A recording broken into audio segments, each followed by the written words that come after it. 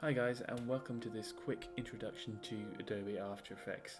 We're going to be going over a few of its features, tools and general layout.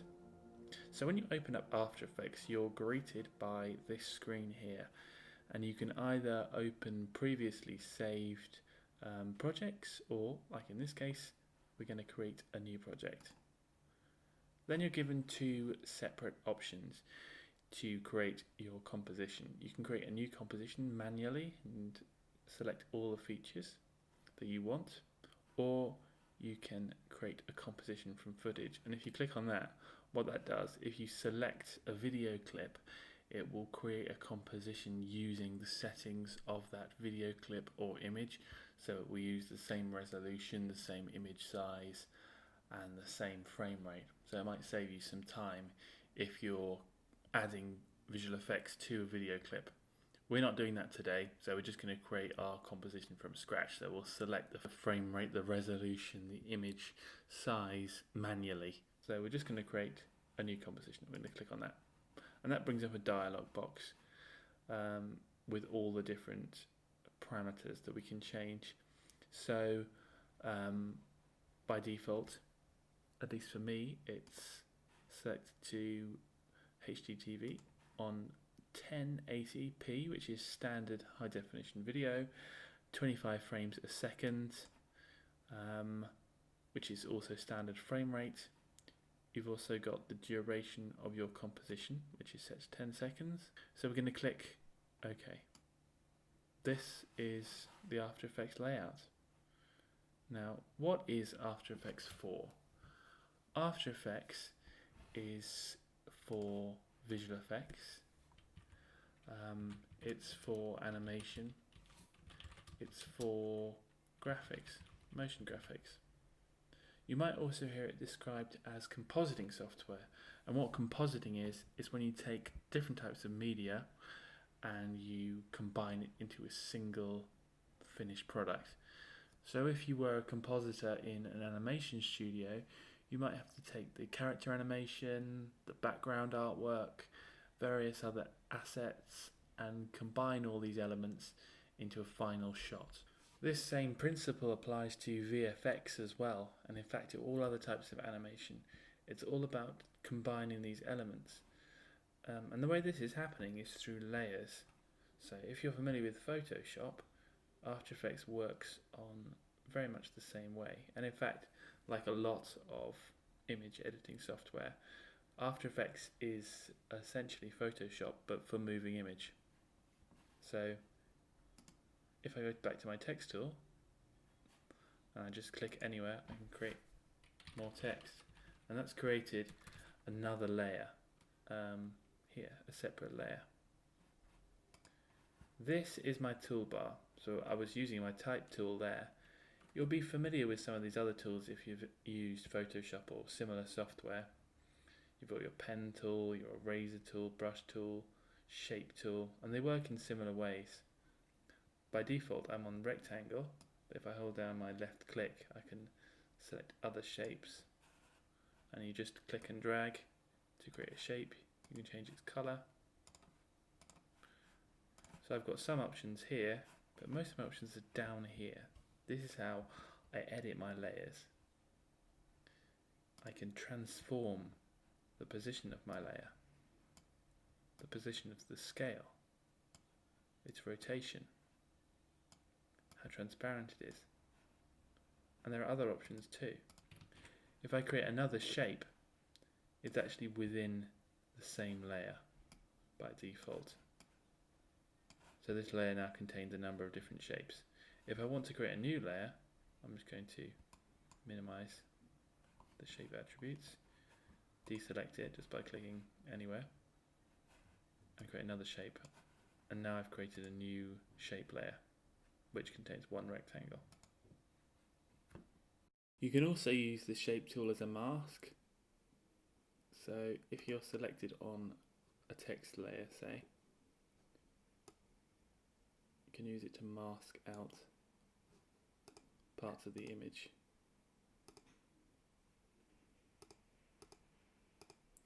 Other tools that it's useful to know about is the zoom tool.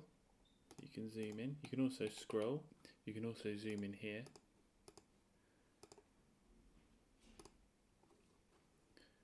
The hand tool can help you move around the frame.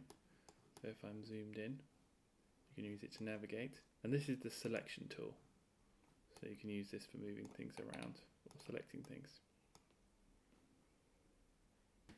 So hopefully this is beginning to look a bit more familiar to you now. This is the timeline. We've looked at layers. We've looked at some of the tools. This area here, this is where your media lives. So if you wanted to import video or bring in images or any clips or animations that you previously created, you can just go to Finder and you can just drag it straight in, or you can add it straight to your video timeline by just dragging it over the video timeline. We're going to undo that because we don't need that footage. Now the other bar here, most of this you're not going to be working with initially, but effects and presets you will need to know about. We have lots of different effects that we can add to distort or to enhance our layers. And I'll show you a few, but I encourage you to go through these and try them out for yourself. Let's go into distort. And the one I'm going to add is Turbulent Displace. So you can also search for effects up here, but I've found the one I'm looking for. I'm going to drag it onto my shape layer. And you can see at once that it's created a distortion. Playing through it, nothing's actually happening. But what we're going to do now is we're going to actually animate the distortion so that it begins to gradually lose its shape. So up here, this has now created a tab. You can actually go back to the media project where your media is stored, or you can now go into your effects control tab. So there's various options, different parameters for this effect. We're going to turn the amount of distortion down.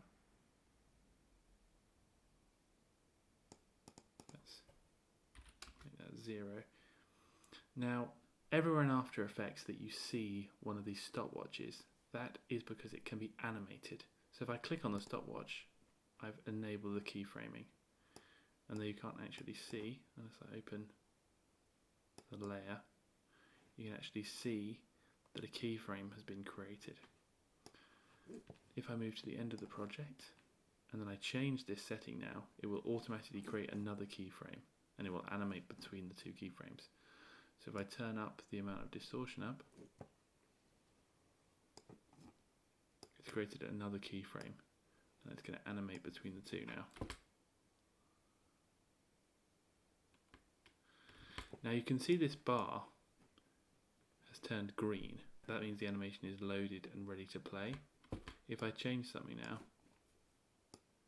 you can see that it's no longer green.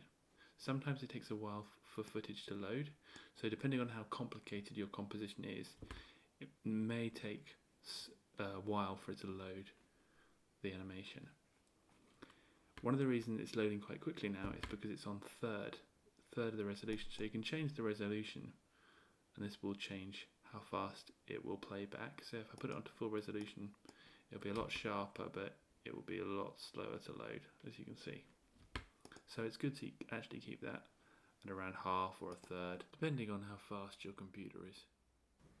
Now, as well as being able to keyframe animate up here in the effects control, we can also keyframe down here in the layer options. So if I go into layer, you can see you've got the same stopwatches, and I'm selecting my text now, I can keyframe in this position, and then I can move my object,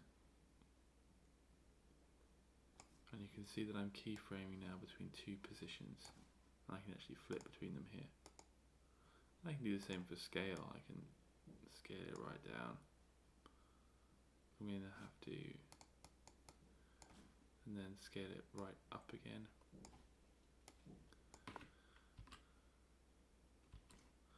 And I can do the same with rotation, with the transparency.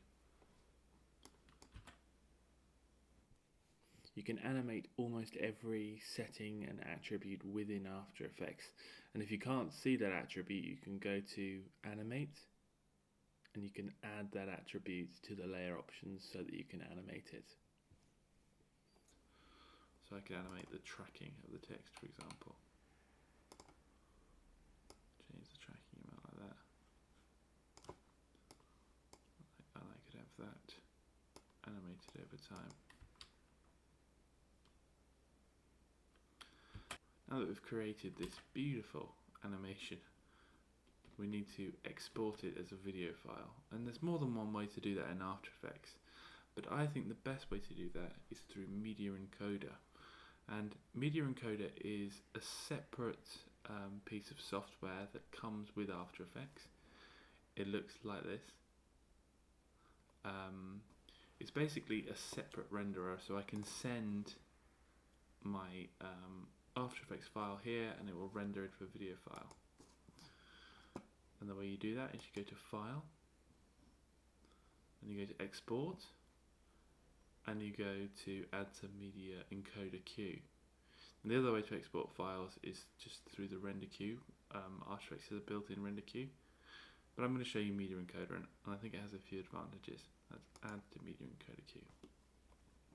In Media Encoder there are really 3 settings that you can change. Here you can set where you want your file to go. So you can pick the folder and you can rename your file. This is the file size and quality, resolution, frame rate. And then it's set to match source, which means it's matching to the settings of the composition in After Effects. There's no real need to change this most of the time.